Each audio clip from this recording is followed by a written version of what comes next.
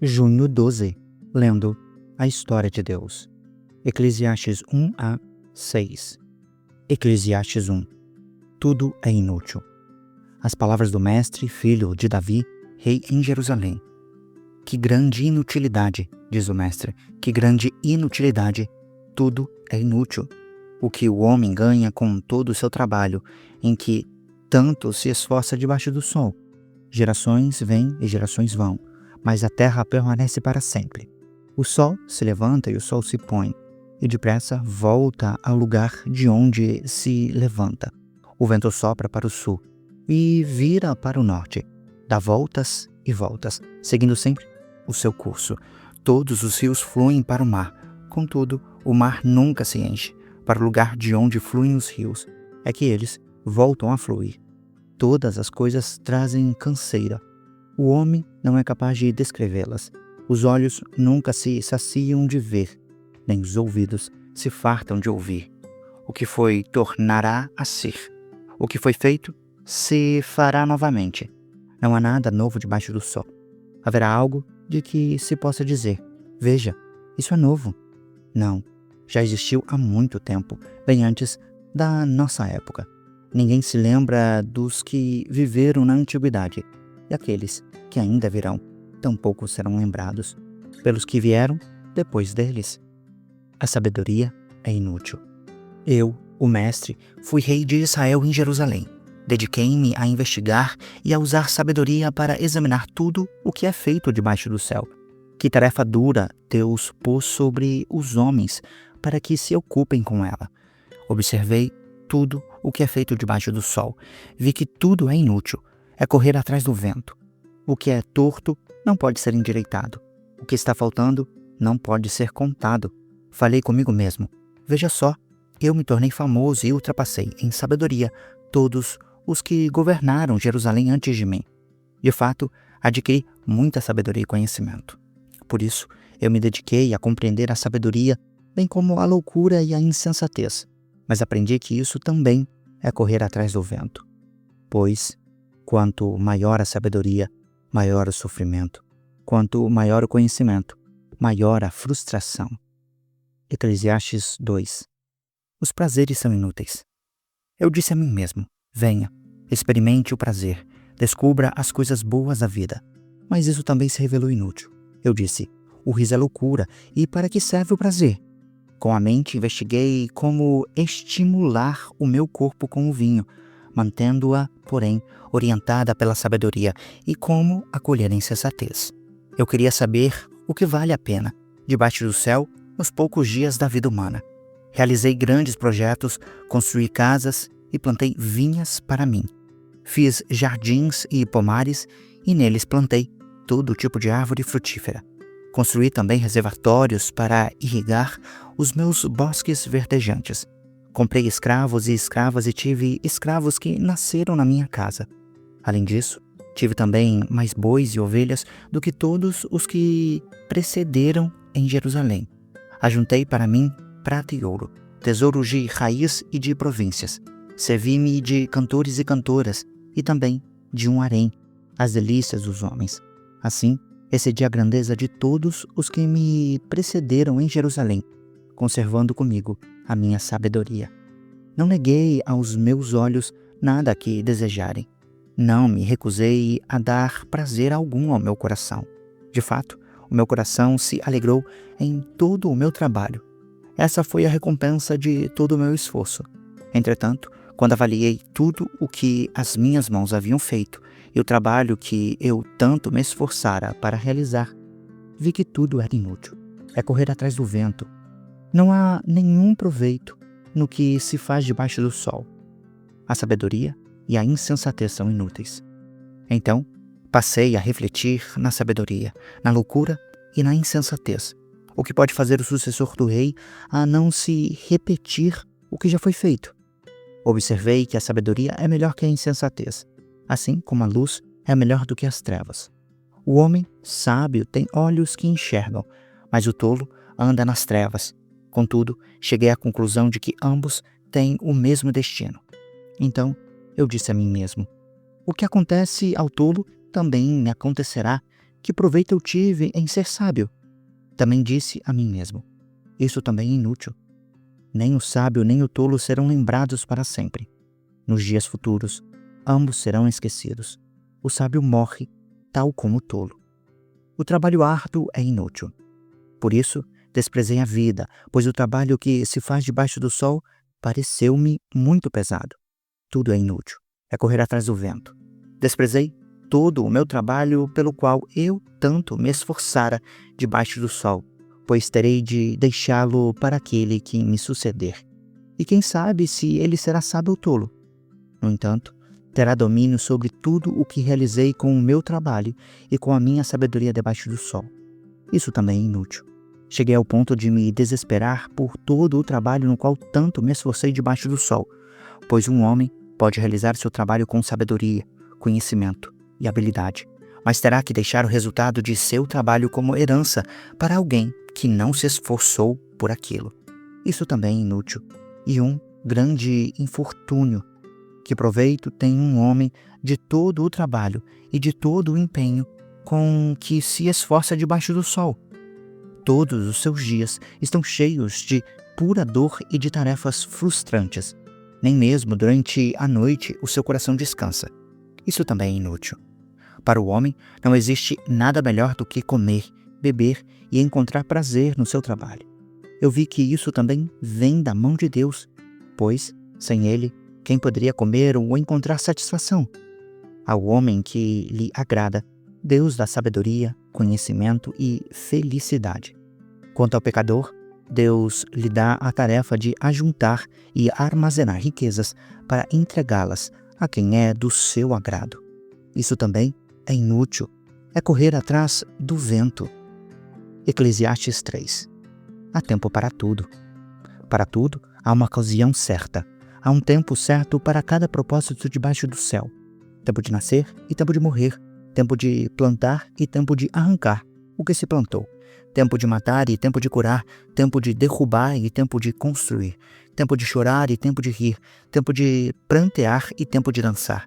Tempo de espalhar pedras e tempo de ajuntá-las. Tempo de abraçar o tempo de se afastar. Tempo de procurar algo e tempo de desistir da sua busca. Tempo de guardar e tempo de jogar fora. Tempo de rasgar e tempo de consertar. Tempo de calar e tempo de falar. Tempo de amar e tempo de odiar. Tempo de guerra e tempo de paz. O que ganha o trabalhador com o seu esforço? Vi a tarefa que Deus impôs aos homens para que se ocupem com ela. Ele fez tudo belo ao seu tempo.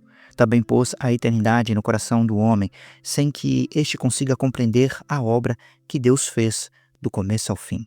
Sei que não há nada melhor para o homem do que ser feliz e praticar o bem enquanto vive.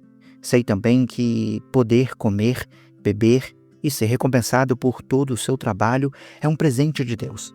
Sei que tudo o que Deus faz permanecerá para sempre. Isso nada se pode acrescentar, e disso nada se pode tirar.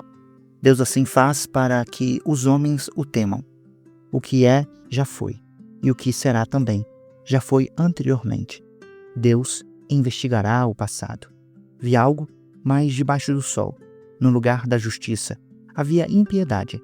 No lugar da retidão, ainda mais impiedade. Eu disse a mim mesmo: Deus julgará tanto o justo como o ímpio, pois há um tempo para todo o propósito, um tempo para julgar tudo o que é feito. Também disse a mim mesmo: quanto aos homens, Deus os prova para que vejam que são como os animais. Certamente, o destino do homem é o mesmo do animal. O mesmo destino os aguarda. Como morre um, assim morre o outro. Todos têm o mesmo fôlego de vida. O homem não tem vantagem alguma sobre o animal. Tudo é inútil. Todos vão para o mesmo lugar. Todos vieram do pó, e ao pó todos retornarão. Quem pode dizer se o fôlego do homem sobe às alturas e se o fôlego do animal desce para a terra? Portanto, observei que não há nada melhor para o homem do que desfrutar o seu trabalho, porque essa é a sua recompensa, pois quem poderá trazê-lo para ver o que acontecerá depois de morto? Eclesiastes 4. Opressão, trabalho duro e solidão. De novo, Observei toda a opressão que ocorre debaixo do sol. Vi as lágrimas dos oprimidos, mas não há quem os console. O poder está do lado dos seus opressores, e não há quem os console.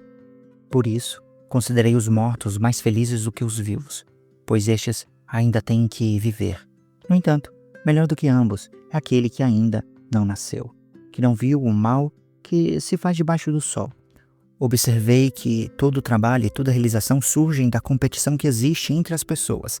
Isso também é inútil, é correr atrás do vento. O tolo cruza os braços e destrói a própria vida. Melhor é ter um punhado com tranquilidade do que 2 punhados à custa de muito trabalho, é correr atrás do vento. Observei também outra situação sem sentido debaixo do sol. Havia um homem totalmente solitário. Não tinha filho nem irmão, trabalhava sem parar.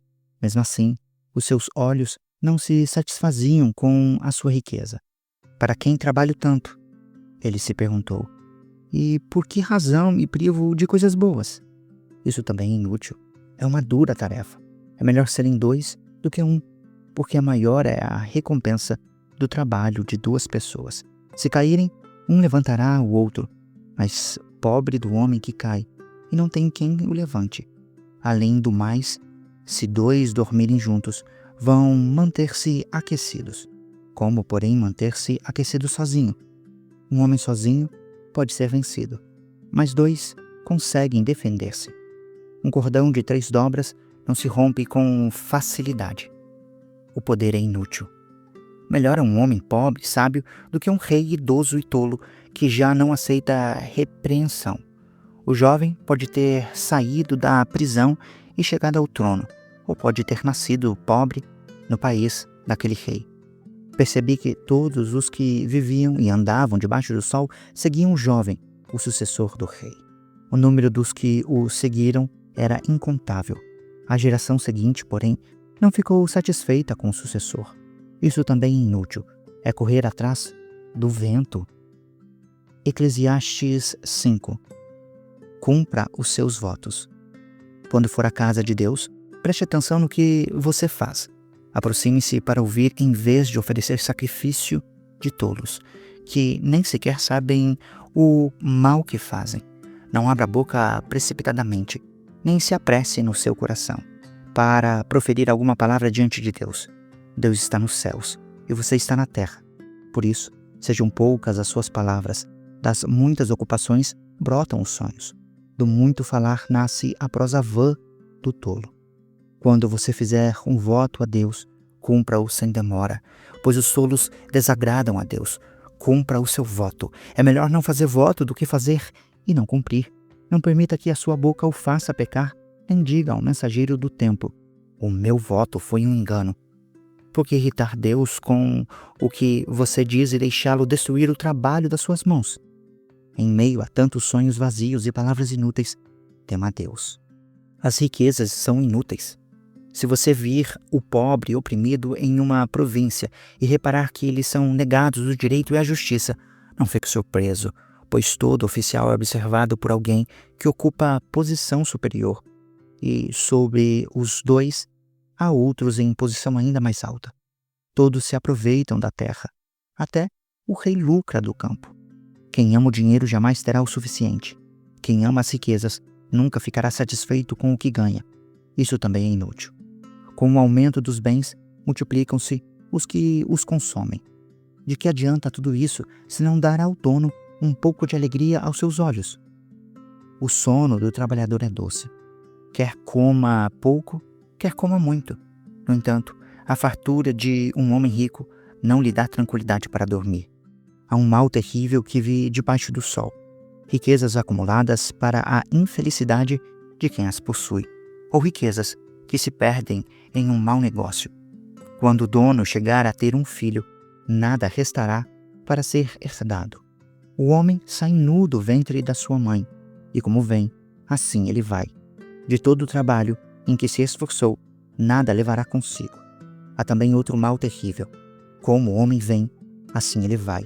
E qual é o proveito de todo o seu esforço em busca do vento? Todos os dias da sua vida, ele come nas trevas, com grande frustração, doença e ira. Eis o que observo ser uma coisa boa. comer, beber e desfrutar o resultado de todo o esforço que se faz debaixo do sol durante os poucos dias de vida que Deus lhe dá é algo agradável ao homem, pois esta é a porção que lhe cabe. Além do mais, quando Deus concede riquezas e bens a alguém e o capacita a desfrutá-los, a aceitar a sua porção e a ser feliz no seu trabalho, isto é um presente de Deus. Raramente, essa pessoa pensará na brevidade da sua vida, porque Deus a mantém ocupada com alegria do coração. Eclesiastes 6. Vi ainda outro mal debaixo do sol, que pesa bastante sobre a humanidade. Deus dá riquezas, bens e honra ao homem, de modo que não lhe falta nada que os seus olhos desejam.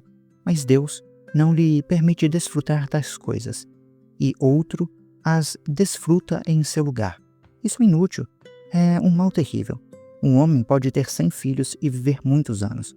No entanto, não importa quanto viva, se não desfrutar as coisas boas da vida, nem receber um enterro digno, digo que um natimorto tem melhor sorte que esse homem, pois o natimorto nasce inutilmente e parte em trevas, e nas trevas o seu nome fica escondido.